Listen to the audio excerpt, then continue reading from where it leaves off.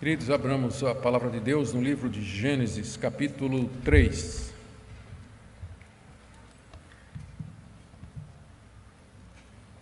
Gênesis, capítulo 3, nós faremos a leitura do verso 1 até o verso 13.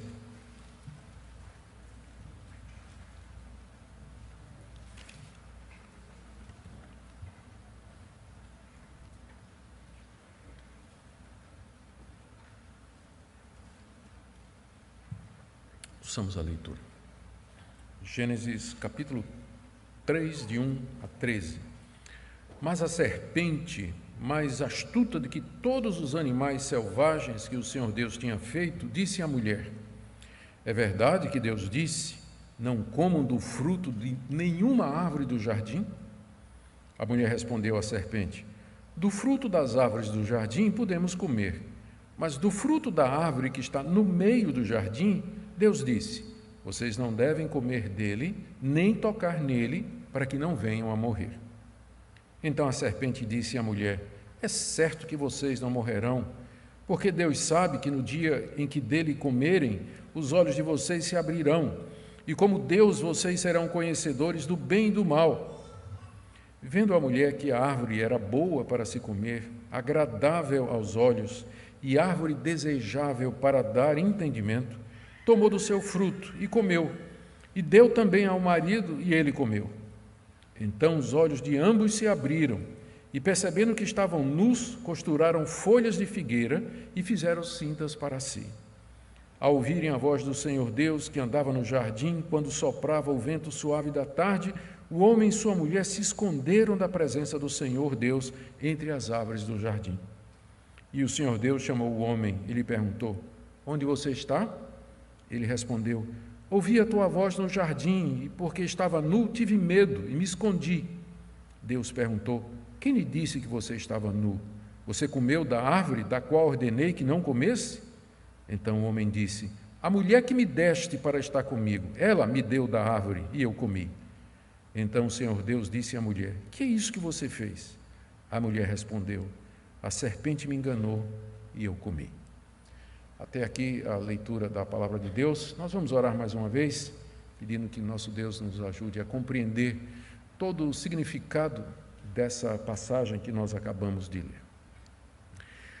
Sim, Pai, nós estamos suplicando ao Senhor agora a iluminação do Espírito Santo, que o Senhor nos dê clareza, que o Senhor nos dê compreensão de tudo o que se passa aqui, não só do significado desse texto, mas o que é que ele representa para nós hoje. Nós oramos que, ao abrir a palavra e fazer a exposição, Teu Espírito Santo clareie o entendimento daqueles que ouvem e que o Senhor opere em seus corações, conforme Teu desejo, Teu propósito. Em nome de Jesus. Amém. Queridos, nós estamos diante de um dos mais importantes capítulos da Bíblia. Sem o relato que nós temos aqui, nós seríamos incapazes de saber, primeiro, a causa da maldade, da perversidade generalizadas das pessoas. Segundo, a experiência universal do sofrimento, da dor e da doença. E terceiro, a realidade da morte para todos. De onde vêm estas coisas? Qual a origem delas? Por que a humanidade é assim? Por que nós sofremos, morremos? Passamos por tantas dificuldades. No capítulo anterior, Moisés havia feito um relato detalhado da bondade de Deus para com o homem que ele havia criado, a começar de um jardim maravilhoso que plantou para ele, e em seguida lhe dando uma companheira, lhe dando uma auxiliadora que era semelhante a ele. Entretanto, mesmo diante de tanta benevolência, nós lemos horrorizados aqui a grande ingratidão do homem e da sua mulher para com o Criador tão bondoso e tão generoso. Queremos então entrar nessa noite, nesse capítulo, que eu já disse, é provavelmente um dos mais importantes capítulos da Bíblia, vendo a primeira parte da narrativa, onde a serpente tenta a mulher, em seguida a mulher convence o marido, os dois desobedecem a Deus e depois Deus vem ao encontro deles para questioná-los. Comecemos então com a entrada da serpente no jardim do Éden, tentando a mulher, aí dos versos 1 a 5. Verso 1: Mas a serpente, mais astuta que todos os animais selvagens que o Senhor Deus tinha feito, disse à mulher. Mas aqui, nota que o verso começa com um mas, é porque o que vai acontecer está em contraste com o que está dito antes, que o homem e a mulher estavam nus e não se envergonhavam. Eles estavam num estado de inocência, de pureza, mas isso haveria de terminar logo em seguida. E o processo de queda começa com a presença, o aparecimento dessa serpente lá no meio do jardim. Note que Moisés se refere a ela como sendo um animal selvagem. Ela era a mais astuta de todos os animais selvagens. E, evidentemente, é claro, quando a gente lê esse texto, a gente pensaria que Moisés deveria tê-la classificado como entre os animais que rastejam sobre a terra. Mas é que, provavelmente, a serpente, a essa altura, era um animal diferente daquele que hoje nós conhecemos como cobra. Ele não estava classificado entre os que se arrastam na terra. Ainda não. Isso vai acontecer como parte do juízo de Deus sobre esse animal. O que Moisés diz aqui é que ela era astuta, havia sido criada por Deus e era de todos os animais selvagens o animal mais astuto, quer dizer, mais esperto, mais sagaz. E essa sagacidade era alguma coisa natural. Até aqui, esse momento, nós não temos nenhuma indicação que essa astúcia ela era maliciosa. Era um animal muito esperto com relação aos outros. Deus o havia criado dessa forma e talvez foi por isso que ele foi escolhido por esses poderes que estavam entrando ali no jardim, exatamente porque era o animal mais esperto e serviria perfeitamente aos propósitos desses poderes malignos que sutilmente são apresentados aqui no texto. O apóstolo Paulo se refere a essa passagem na segunda carta que ele escreve aos Coríntios, capítulo 11, verso 3, dizendo assim: a serpente com a sua astúcia enganou Eva, fazendo uma leitura histórica disso aqui. Eu fiz questão de dizer isso no começo, porque a reação de muitos quando chegam aqui nesse capítulo é dizer assim: mas vocês acreditam mesmo que cobra falava, que bicho falava? Vocês acreditam nessas coisas? Bem, o meu problema não é com Gênesis capítulo 3, meu problema é com Gênesis capítulo 1, verso 1. No princípio, criou Deus os céus e a terra. Se você aceita isso, meu amigo, o resto é tranquilo. Para um Deus que do nada e pela sua palavra criou o universo, qual o problema dele fazer um bicho falar? Então, seu problema não é com Gênesis 3, com um bicho falando, seu problema é com Gênesis 1, verso 1. No princípio criou Deus os céus e a terra. Se Deus é o que a Bíblia diz que Ele é, qual é o problema de Gênesis 3? Qual o problema de Jonas passar 3 dias e 3 noites no ventre de um peixe? Qual a dificuldade? Então, o problema não é com os milagres bíblicos. As pessoas que levantam essas dificuldades, eles dizem, o problema deles não é com a Bíblia no final, o problema deles é com Deus.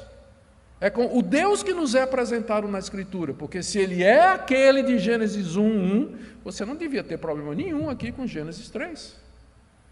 Não devia. Esse Deus criou os animais, criou esse animal esperto, sagaz, e ele então serve de canal para poderes espirituais malignos que, nós vamos ver mais adiante, penetram no jardim. A serpente então se dirige à mulher e começa a falar com a mulher.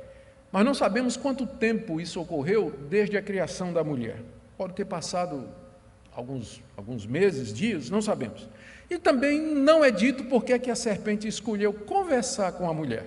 É claro que tem as interpretações machistas, não é? Nós não vamos cair na armadilha de aceitar nenhuma delas. Não é? Que a mulher é mais fraca, que a mulher é mais vulnerável, que a mulher assim acredita mais nas coisas do que o homem, não é? O homem é mais racional. A Bíblia não dá a menor sugestão de que foi por essa razão. Na verdade, diz que Deus criou o homem e a mulher iguais. Ambos são a sua imagem e semelhança. Então, não creio que a razão foi por isso. Mas o que foi também não nos é dito. De qualquer forma, foi quem a serpente escolheu para primeiro tentar. E aqui você tem a primeira indicação de que não se tratava de uma serpente comum. Era o fato de que ela podia falar com a mulher. Alguma coisa havia acontecido, então, para que a ordem natural da criação fosse quebrada, porque até aqui os únicos seres que foram feitos à imagem e semelhança de Deus e que, portanto, tinham poder de comunicação era o homem e sua mulher. E, de repente, aparece um animal selvagem com a capacidade de raciocínio, de argumentação e de persuasão. Então, de onde vem isso? Moisés não nos diz. Mas é a primeira indicação de que essa não era uma serpente comum. Não era uma serpente comum. Em seguida, a serpente questiona a ordem de Deus. Uma vez que ela ganhou a atenção da mulher, ela faz essa pergunta que está aí no final do verso 1. É verdade que Deus disse, não comam do fruto de nenhuma árvore do jardim? Essa pergunta revela que a serpente tinha conhecimento da ordem. Ela tinha conhecimento disso. De alguma forma, ela estava lá.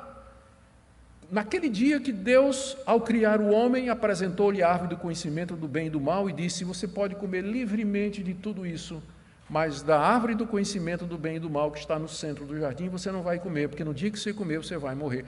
Esse bicho aqui, de alguma forma, tinha conhecimento disso. Ele sabia da ordem que Deus havia dado. E, portanto, a sua pergunta aqui, ela é capciosa e ela revela uma ignorância fingida. Deus disse, é verdade que Deus disse, não comam do fruto de nenhuma árvore do jardim, do tipo assim, Deus proibiu vocês de comerem de todas as árvores do jardim? É isso? É isso que ele disse? É verdade isso? O alvo é evidente. A serpente queria lançar dúvidas na mente da mulher acerca da bondade de Deus, sobre a qual não devia pairar nenhum questionamento, diante de toda a fartura, de toda a misericórdia que Deus tinha mandado. Entretanto, foi por aqui o ângulo de ataque. Questionar inicialmente, lançar dúvidas sobre a bondade de Deus. Mais uma indicação de que isso aqui não era uma serpente comum. Alguma coisa tinha acontecido. E a mulher, então, cai na armadilha, respondendo à serpente, sem suspeitar do fato curioso e inédito de ver um bicho falando. A princípio, ela tenta estabelecer a verdade sobre a ordem de Deus. No verso 2, a mulher respondeu à serpente, do fruto das árvores do jardim, nós podemos comer. Ela diz, não é? De fato, Deus permitiu que nós comêssemos as frutas de qualquer árvore do jardim. Mas havia somente uma exceção, diz a mulher, agora no verso 3. Do fruto da árvore que está do meio do jardim, Deus disse, vocês não devem comer dele, nem tocar nele, para que não venham a morrer. A mulher, na tentativa de resguardar a verdade de Deus, ela diz, não, é verdade, Deus diz que a gente pode comer de todas as árvores, mas também é verdade que Ele proibiu que nós comêssemos de uma árvore em particular. Na verdade, Ele até disse, não toque na árvore.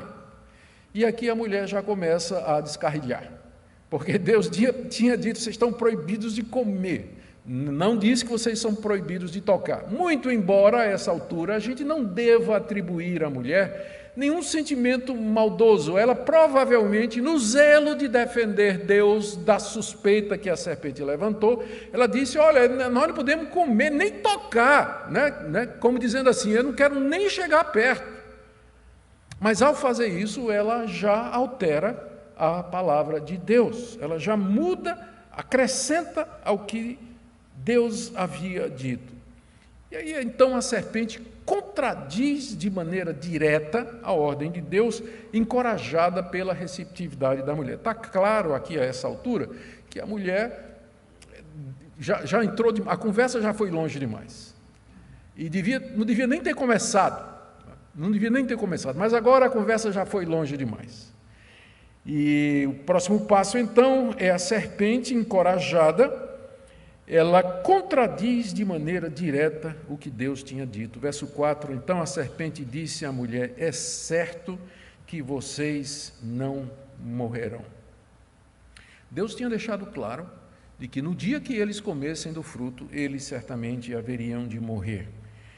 E pelo fato de que Adão ainda viveu 930 anos depois que comeu, significa que morte tinha uma implicação muito mais ampla do que simplesmente a cessação física. Você vai morrer, Adão, embora não imediatamente. Isso vai acontecer 930 anos depois.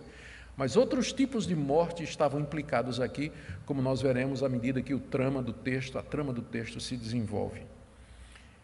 O homem havia passado isso para a mulher. Note que ela diz aqui no verso 3, não é? Vocês não devem comer dele, nem tocar nele, para que não venha a morrer. Ela fala no plural. Então, isso porque, com certeza, o marido tinha chamado ela, uma vez que Eva foi criada depois da ordem que Deus deu de não comer, o marido certamente chamou e disse, olha, essa árvore aqui, você está vendo, Deus me disse que no dia que nós comêssemos dela, nós haveríamos de morrer. Então, ele disse que nós não comêssemos dessa árvore. Essa árvore, tudo mais a gente pode comer, menos dessa árvore. A mulher estava consciente disso, ela tinha plena consciência da ordem e das consequências. E então, a serpente frontalmente nega o que Deus tinha dito. Veja como ele diz, ela fala com tanta segurança no verso 4, é certo que vocês não vão morrer. Quer dizer, é claro que vocês não vão morrer, Eva, vocês não morrerão coisa nenhuma. Contradição frontal ao que Deus tinha dito. Aqui, ao dizer isso, a serpente se apresenta como o verdadeiro referencial do bem e do mal. Ela se apresenta como sendo uma verdade superior à verdade de Deus. É mentira isso que Deus disse. Isso que Ele falou não vai acontecer de maneira nenhuma. Eu sei melhor do que Deus. Você devia estar me escutando e não Deus. Se apresenta como um referencial de verdade, como aquele ser que tem o verdadeiro conhecimento no lugar de Deus. E a essa altura já está claro, né, da narrativa, que a serpente representa algum tipo de poder adversário a Deus que desejava destruir a sua obra e estragar tudo o que ele havia feito. A partir daí a serpente atribui a Deus intenções egoístas, porque então ele tem que explicar, se nós não morreremos, então por que Deus proibiu? E o próximo passo lógico é a serpente dar a interpretação da proibição. Por que Deus proibiu? É o que ela diz aqui no verso 5. Deus sabe que no dia em que vocês comerem desse fruto, os olhos de vocês se abrirão, e como Deus vocês serão conhecedores do bem e do mal. Aqui a serpente atribui a Deus intenções egoístas, ao ter negado o acesso à árvore do conhecimento do bem e do mal. E aqui ela usa de meia-verdade. Meia-verdade. Era certo que, se eles comessem do fruto, os seus olhos se abririam. Isso, de fato, era verdade. E eles se tornariam conhecedores do bem e do mal. Isso era verdade. Porém, era uma meia-verdade, porque esse conhecimento que eles teriam do bem e do mal não seria o mesmo conhecimento que Deus tem. Não seria. E mais falso ainda era a insinuação da serpente de que Deus tinha feito isso porque Deus queria reinar supremo.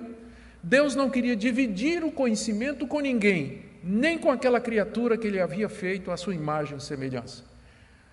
Deus é egoísta, Deus é zeloso do seu lugar, Ele não quer compartilhar aquilo que realmente importa. Ele pode ter dado esse jardim maravilhoso, todas estas coisas maravilhosas, mas o que é isso sem conhecimento, sem entendimento? Isso Ele reservou só para Ele.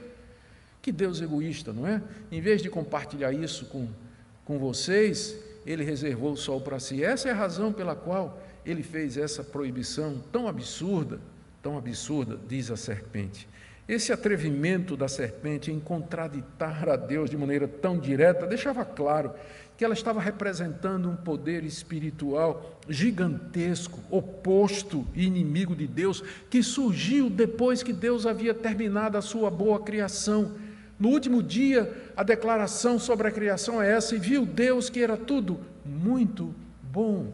Então, esses poderes, eles não surgem durante o período da criação, não foi Deus quem criou esses poderes que estão aqui agindo através ou atrás da serpente, porque no final da criação estava tudo muito bom, mas eles surgiram em algum momento entre o término da criação e o pecado do homem. Quando o homem peca, quando ele vai tomar do fruto e comer, o mal já existia, o mal já estava presente, embora a Bíblia não nos diga com clareza como ele surge,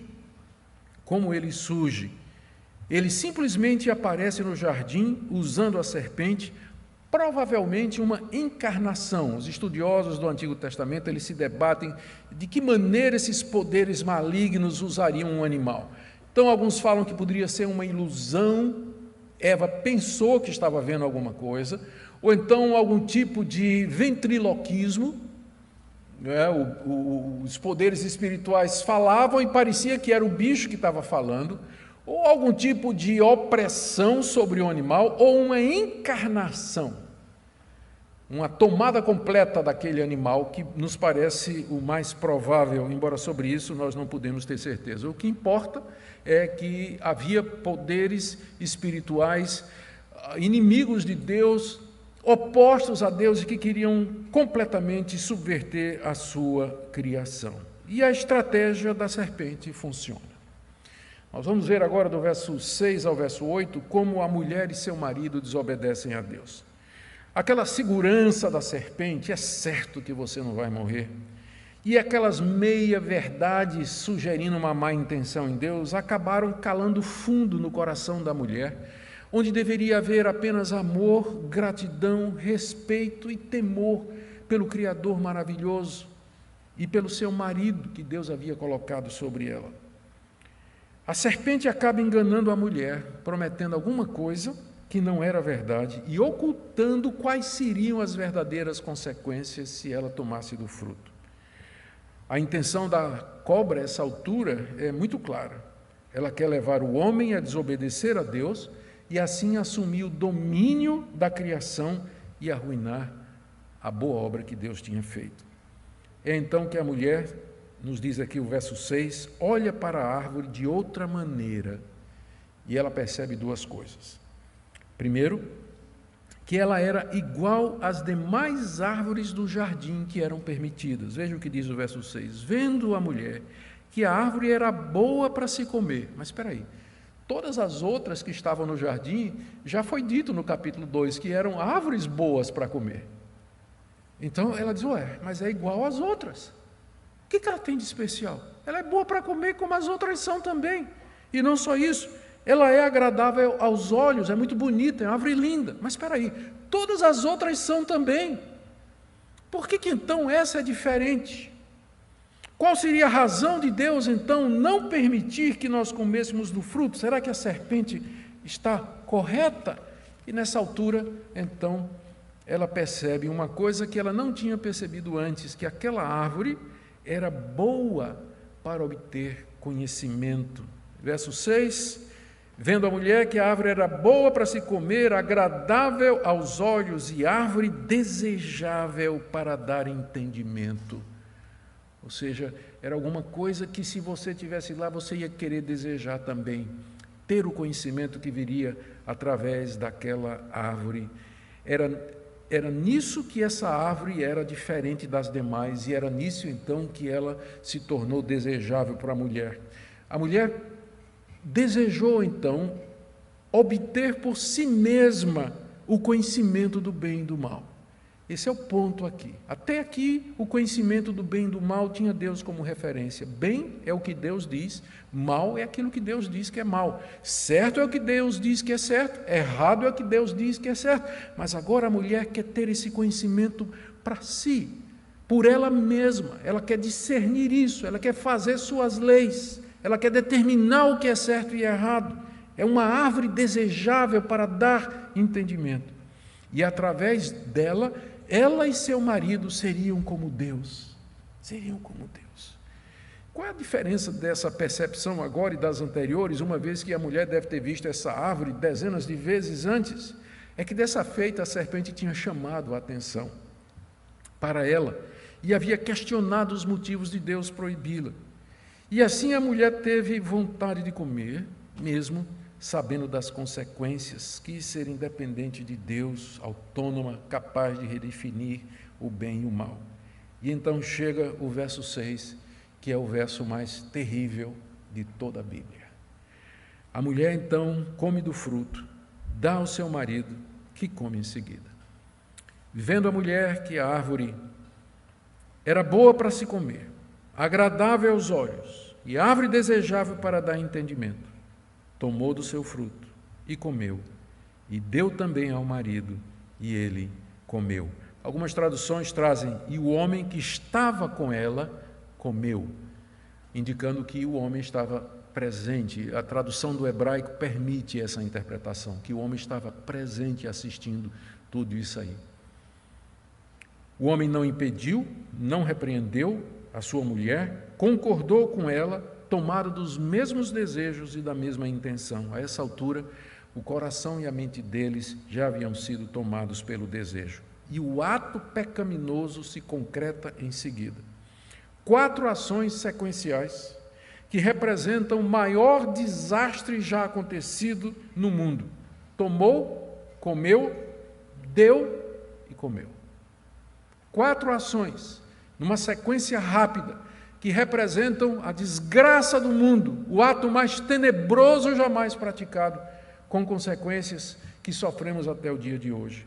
Aqui, o ser moral que Deus havia criado com liberdade de escolha, usa seu livre-arbítrio para a rebelião. Aqui, aquilo que era somente tentação e desejo, se torna em transgressão real.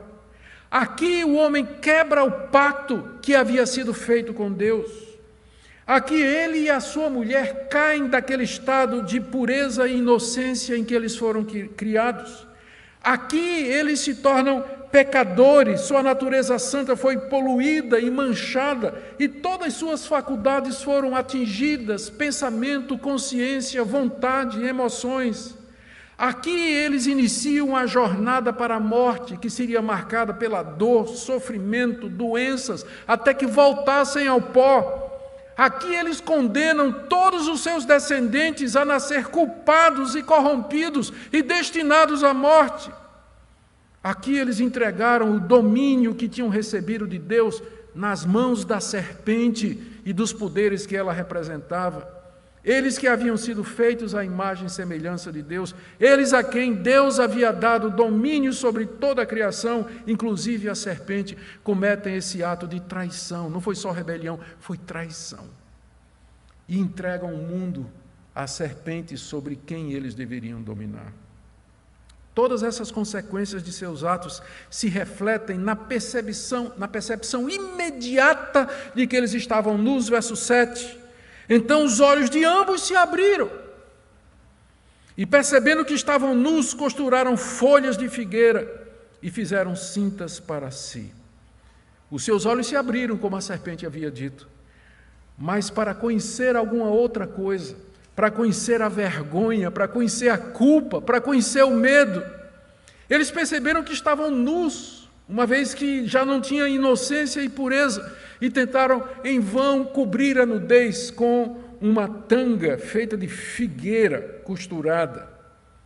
E o próximo passo é fugir de Deus.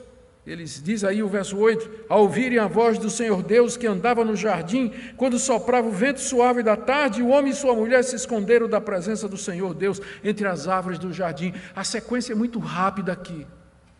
Aquelas árvores que Deus fez, árvores bonitas, frondosas, que eram para o deleite do homem, que eram para a sua alegria, para o seu sustento, agora serve de esconderijo.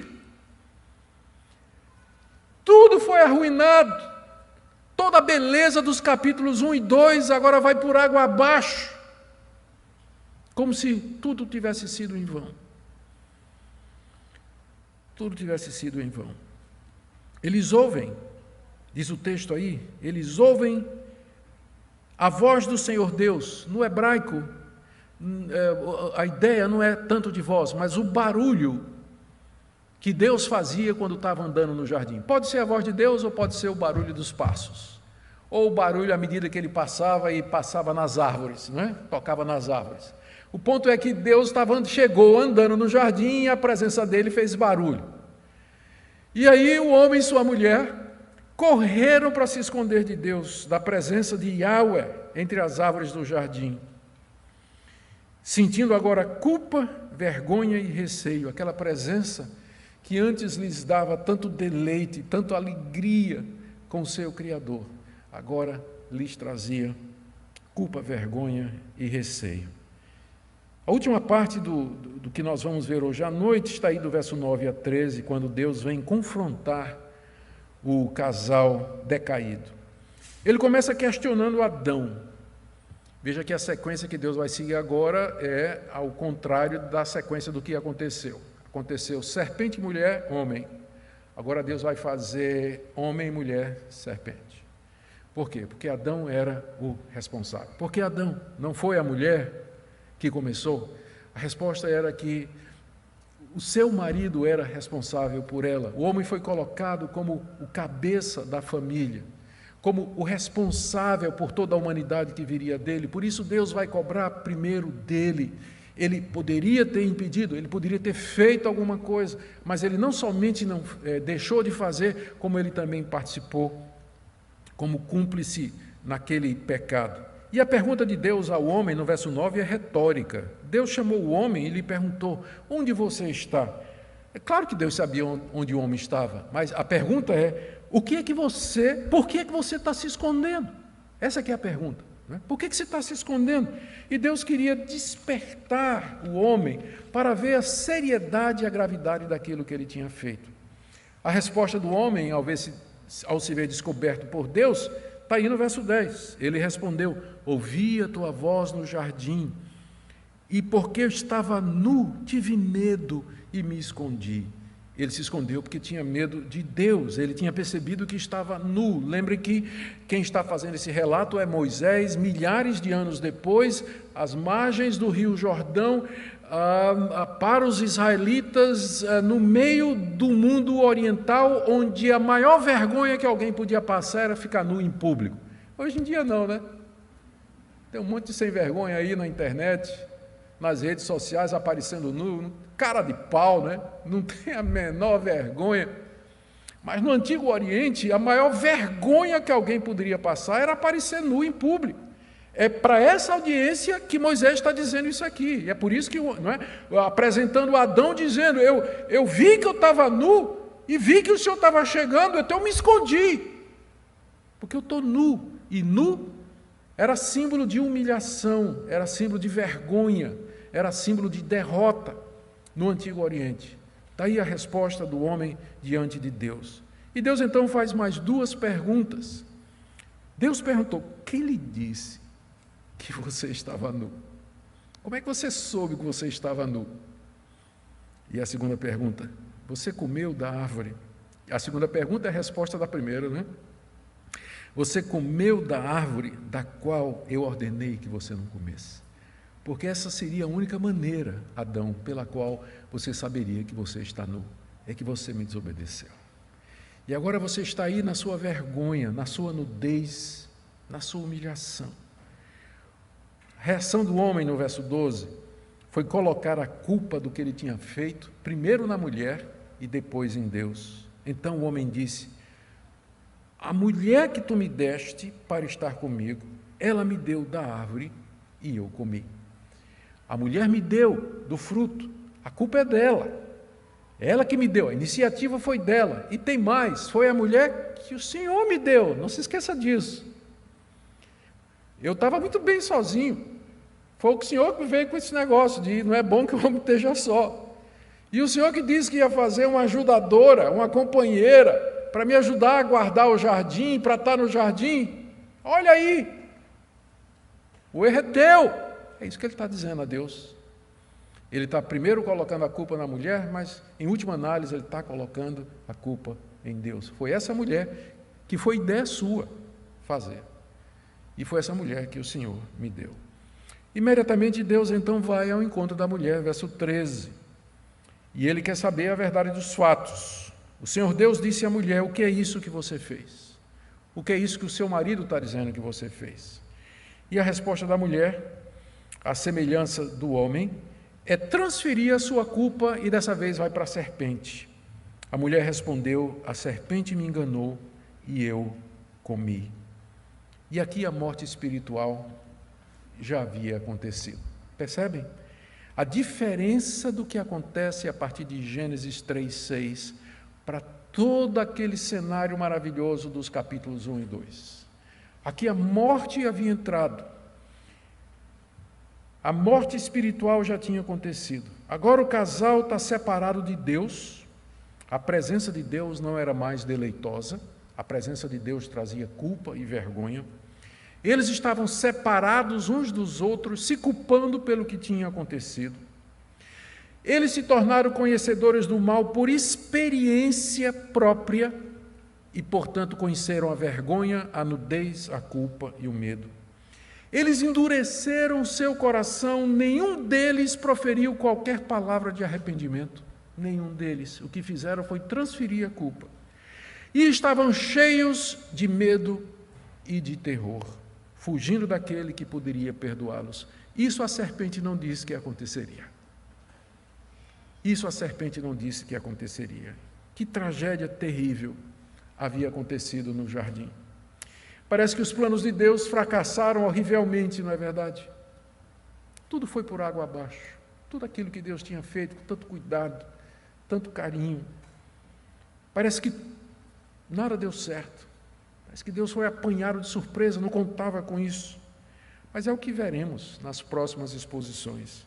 Por enquanto, vamos tentar entender o que é que Moisés queria ensinar aos israelitas. Lembrem que Moisés, ao narrar essa história, ao registrar essa história, ele estava fazendo isso para os israelitas que estavam às margens do Rio Jordão, próximos a entrar na terra prometida, para recebê-la como herança, conforme Deus havia prometido aos patriarcas.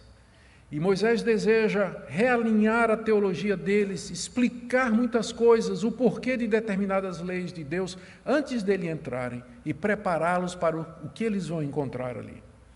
Alguns pontos nós podemos ver aqui, que fazem parte daquilo que Moisés intentava. O primeiro é que aquele mundo original que Moisés descreveu, criado por Deus, ele já não existia da mesma forma. Os israelitas viviam num mundo diferente, como é o nosso. O mundo que nós estamos vivendo agora é diferente daquele que foi criado por Deus, em vários sentidos. Ele é basicamente o mesmo, funciona com as mesmas leis físicas, geográficas, geológicas, naturais, e que garante o seu funcionamento, mas algo terrível aconteceu. Algo terrível entrou de forma que não é mais a mesma coisa de Gênesis capítulo 1 e 2. Poderes malignos e antagônicos a Deus entraram e operam agora nesse mundo em que os israelitas viviam e que nós vivemos também. O conceito de que Deus pode ser desobedecido, uma vez que nós temos liberdade de escolha e somos seres morais, havia entrado e fazia parte da realidade do mundo em que Moisés estava com os israelitas e faz parte do mundo em que nós estamos, a ideia de que nós podemos desobedecer a Deus. Se nós quisermos. Não era assim no começo, mas agora é. Esse mundo não é mais aquele mundo que Deus criou. Segunda coisa que torna-se claro, e aqui eu queria chamar a sua atenção. Moisés ensina que aquele mesmo poder maligno, não nomeado a essa altura, que estava no jardim usando a serpente, ele continuava presente no mundo, e fazendo exatamente a mesma coisa, querendo levar o povo de Deus, querendo levar os homens cada vez mais para longe de Deus e se apresentando como outro Deus, uma alternativa superior a Deus. Era esse poder que estava por detrás dos ídolos que foram adorados ou que eram adorados no Egito, onde os israelitas passaram 400 anos.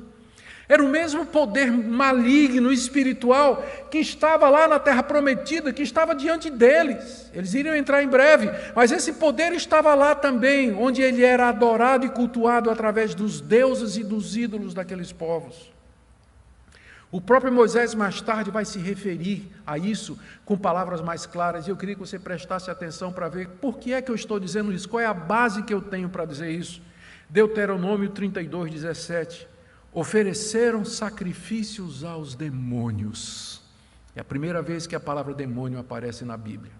Moisés identifica quem são esses poderes espirituais por detrás do engano, da malícia e da rebelião contra Deus, que desejam adoração, ofereceram sacrifícios aos demônios e não a Deus, sacrificaram a deuses que não conheceram. Está se referindo aos israelitas quando estavam lá no Egito.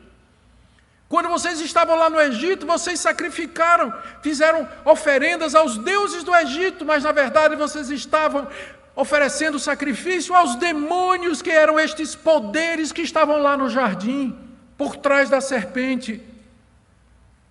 Foram eles que estavam lá. E mais adiante, no livro de Levítico, capítulo 17, verso 7, Deus falando para Moisés, se referindo aos israelitas: nunca mais os israelitas oferecerão os seus sacrifícios aos demônios, com os quais eles se prostituem. Isso lhes será por estatuto perpétuo nas suas gerações. É a segunda vez que a palavra demônio aparece e é usada por Moisés para se referir aos poderes que estavam por detrás da idolatria, os poderes inimigos de Deus que querem tomar o lugar de Deus e ganhar a adoração e o serviço e a admiração das pessoas. É o mesmo poder que estava lá no jardim do Éden.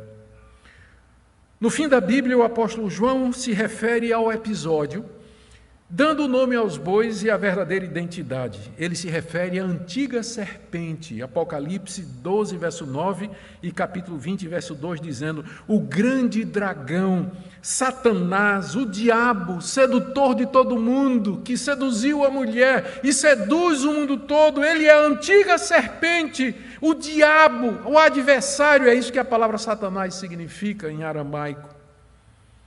Você vê que o apóstolo João se refere a isso como sendo algo histórico, algo que aconteceu. Não é mito, não é lenda. Se você achar que o capítulo 3 é uma lenda, é uma fábula, é uma história, um conto de fadas como João e Maria, Branca de Neve e os 7 anões, você não tem fundamento nenhum para o cristianismo, você não tem visão nenhuma para entender a realidade a partir da perspectiva cristã. É por isso que esse capítulo tem sofrido talvez mais ataques do que o capítulo 1 e o capítulo 2 do livro de Gênesis.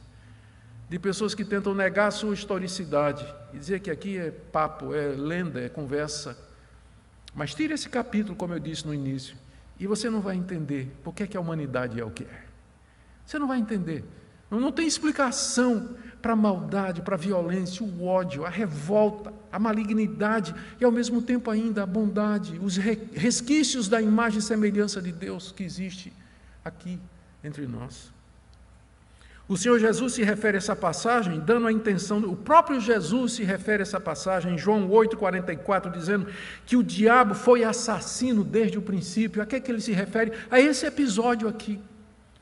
Ele jamais se firmou na verdade, porque nele não há verdade, porque ele era mentiroso, ele enganou a mulher com mentira.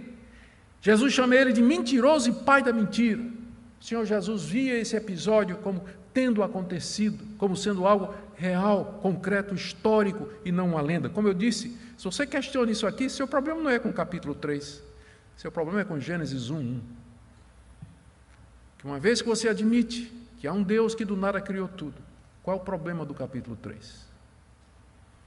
Aqui Moisés abre os olhos dos israelitas para mostrar quem é que estava por detrás dos ídolos do Egito e lá em Canaã, onde eles haveriam de estar, que eram os demônios. E eles deviam entender que esse poder maligno não era para ser venerado ou para ser adorado. A serpente era adorada no Antigo Oriente. Ela representava às vezes o caos, às vezes a fertilidade, às vezes a morte, mas não era para ser adorada. Não era para ser venerada. Nas religiões do Antigo Oriente, o bem e o mal eram poderes opostos e iguais, e algumas religiões entendiam que o mal era eterno, mas Moisés aqui mostra que, na verdade, o mal não é eterno, ele surge depois da criação do mundo bom de Deus, provocado provavelmente por estes seres que se afastaram de Deus, se desviaram de Deus, como mais adiante nós vamos ter que tratar disso com mais clareza. Terceira lição que eu penso que Moisés quer ensinar aqui para os israelitas é que o bem e o mal são definidos por Deus. Amar a Deus e obedecê-lo traz o verdadeiro conhecimento do bem e do mal, o que é certo e o que é errado. Portanto, os israelitas não deveriam escutar os falsos profetas que se levantariam em Israel, incitando a obediência, a desobediência e a adoração de outros deuses. Portanto, eles não deviam seguir o padrão moral dos cananeus. Deus já tinha dito para eles o que é certo e é errado no resumo dos 10 mandamentos. Esse é o conhecimento do bem e do mal, ele procede de Deus. Não farás para ti imagens de escultura, não terás outros deuses diante de mim, honra teu pai e tua mãe, não adulterarás, não matarás, não furtarás, não dirás falso testemunho, não cobiçarás. Inclusive aí a palavra cobiçar é a mesma palavra que aparece quando diz que a mulher viu que a árvore era desejável. Deus já nos deu o referencial do que é certo e errado. E o capítulo 3 nos mostra o que acontece quando você adota outro referencial. Deus é quem nos dá a referência do certo e do errado. Quarto, Moisés desejava que os israelitas vissem a bondade de Deus para com eles. Deus não destruiu Adão e Eva imediatamente. Destruiu? Não. Deus veio buscá-los. Deus procurou levá-los ao arrependimento. Da mesma maneira, Deus não tinha desistido da sua aliança que ele tinha feito com Abraão, Isaque e Jacó, a aliança da qual os israelitas eram herdeiros agora. Apesar de que os israelitas, desde que Deus os tirou, através de Moisés lá do Egito, passaram 40 anos provocando a Deus no deserto, 40 anos praticando idolatria, imoralidade, se queixando, murmurando e provando e testando a Deus. Ainda assim, Deus disse, eu vou dar essa terra para vocês. Não para vocês, a primeira geração, mas para os filhos de vocês. Vejam a bondade de Deus, o mesmo Deus que não abandonou Adão e Eva, mas foi atrás, é o mesmo Deus que também não abandonou a sua aliança com Abraão, Isaque e Jacó, e deu a terra prometida aos seus descendentes. Esse é o nosso Deus. É o mesmo Deus nosso. Quinto lugar, Moisés deseja ensinar para os israelitas a natureza do pecado. O que é o pecado? É uma definição que precisa ser mais e mais trazida de volta diante dos nossos dias. Pelo que nós vimos aqui no texto, o homem é vulnerável, continua vulnerável à tentação dos poderes espirituais inimigos de Deus, que usam meios, que usam pessoas, usam acontecimentos e uma série de outras coisas que estão à sua disposição. Esses poderes continuam aqui, e da mesma forma que eles tentaram Adão e Eva, eles também nos tentam. E tudo começa na mente. A conversa da serpente é aqui, ó. A luta é pela mente, aqui, é aqui que começa. O diabo, eu sei, muitas igrejas elas dão a impressão de que a única coisa que o diabo quer é tirar sua saúde, sua riqueza, seu emprego, seu carro do ano e acabar com seu casamento. Tem muitas igrejas que enfatizam só isso. Não estou dizendo que o diabo não faz isso, mas isso não é a coisa mais importante para o diabo. É aqui a guerra é aqui. Como ele fez lá com a mulher. Ele começa aqui. É assim que o pecado começa. Começa na mente, no coração, quando a gente fixa os olhos naquilo que não é permitido. Quando você começa a pensar e olhar para aquilo que é proibido. Essa é a razão pela qual Deus vai determinar mais adiante que os israelitas, ao entrar na terra, eles destruíssem completamente os povos pagãos, idólatras e imorais. Às vezes a gente pergunta, por que essa radicalização de Deus, quando ele diz para os israelitas, quando vocês entrarem na terra, vocês acabem com esses cananeus? É porque, desde o início do capítulo 3, o homem deveria ter aprendido que, para evitar o pecado, você tem que evitar primeiro toda ocasião propícia para o pecado. O problema da mulher qual foi? Que ela entrou na tentação, ela entrou na conversa, na lábia, manteve uma conversa com o tentador. E o resultado foi esse aqui.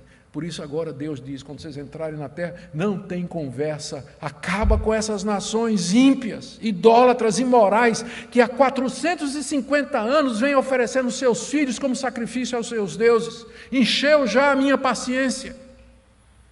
Por essa razão Deus disse, vocês não vão casar com as mulheres deles, vocês não vão nem pronunciar o nome dos ídolos deles, fujam de tudo que pode levar vocês para longe de mim. Você não só tem que fugir do pecado, mas você tem que fugir de tudo aquilo que leva ao pecado.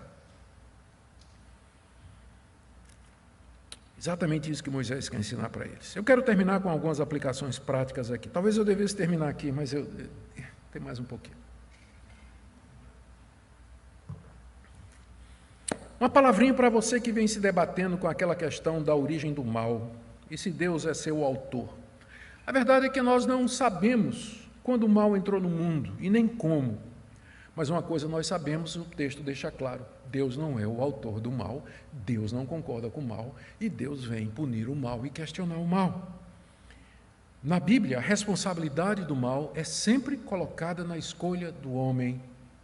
É o homem que traz o mal sobre si. Ele é aquele que vai ser responsabilizado por todas as suas escolhas erradas. O mal não provém da criação, porque Deus fez todas as coisas boas. E é evidente que, por outro lado, tudo isso acontece conforme Deus havia determinado e planejado. Olhe para os capítulos, para entender o capítulo 3, você tem que entender o 1 e o 2. No capítulo 1 e 2, Deus aparece como Todo-Poderoso, o Deus inimaginável, que sempre existiu, e que apenas pela sua palavra, Ele cria mundos, e os enche de riqueza, de vida. Você acha que isso que aconteceu no jardim pegou Ele de surpresa? Que de alguma maneira Ele disse,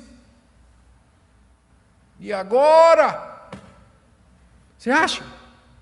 Então você não entendeu Gênesis 1 e 2 de maneira nenhuma. O que esses 3 capítulos tomados juntos nos ensinam é que Deus é absolutamente soberano sobre o mundo que Ele criou e o homem é responsável pelas suas decisões. Veja que Moisés não tenta explicar isso aqui, porque nós não temos que entender, não temos como entender isso, mas nós temos que aceitar 1 e 2, a soberania de Deus, e 3, responsabilidade do homem, naquilo que ele faz. Não pegou Deus de surpresa. Por isso, não deixe que questões sobre esse assunto ofusque a verdade clara. Você é um pecador e você é responsável pelos erros que você comete.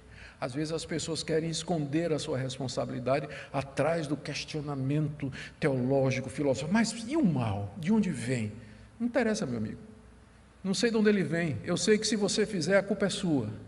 Eu sei que se você praticar, você vai ser responsabilizado por Deus. Então não deixe esses questionamentos filosóficos afastar você do que realmente importa. Uma palavrinha também para aqueles que estão se debatendo aqui com a questão do livre-arbítrio, né? A Bíblia não traz aqui muitas explicações sobre o livre-arbítrio. O que está claro é que Adão podia fazer o que fez. Tanto é que fez.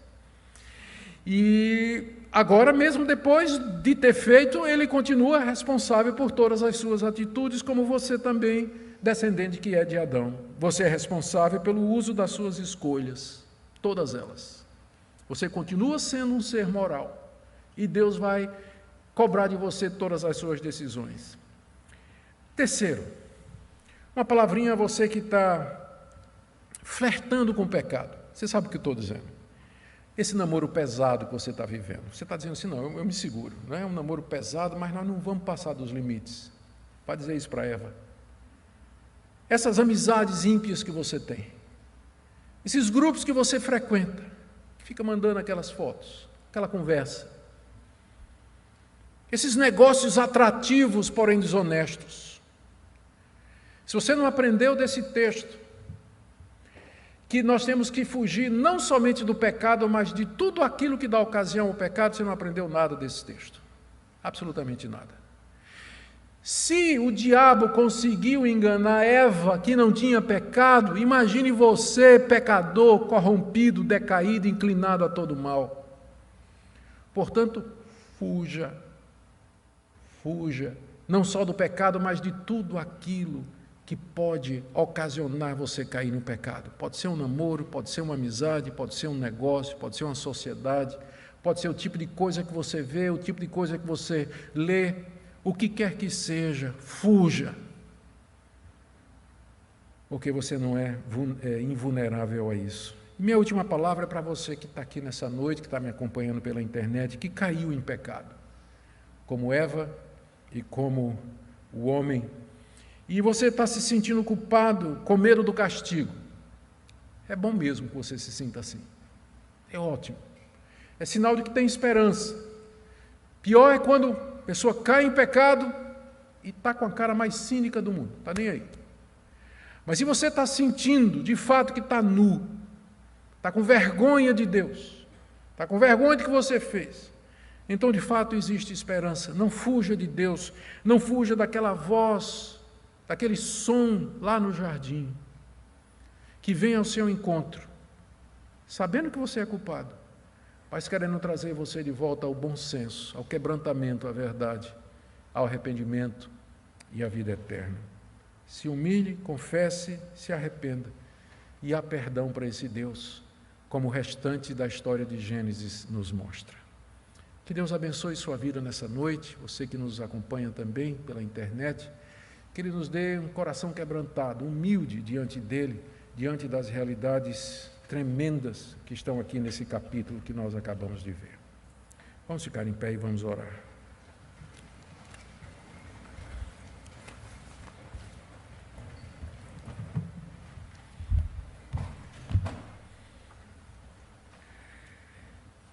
Senhor, como filhos de Adão e Eva, nós chegamos diante de Ti, agradecidos pelo segundo Adão, agradecidos pelo Filho da mulher, Jesus Cristo, que fez certo o que Adão fez errado, e que da mesma forma que Adão nos precipitou a todos na condenação, também nos livra do juízo, o Senhor Jesus, em quem nós podemos ser perdoados, e podemos ter a vida eterna. Nos ajuda a entender a gravidade do que aconteceu, para podermos apreciar o Senhor Jesus, aquilo que Ele fez na cruz, para que possamos amá-lo, segui-lo. Ó Deus, fala ao coração de todos que aqui se encontram, que Tua palavra produza esse efeito de quebrantamento, de consciência de pecado, mas também de regozijo pelo perdão e a misericórdia que o Senhor demonstrou. Em nome de Jesus. Amém.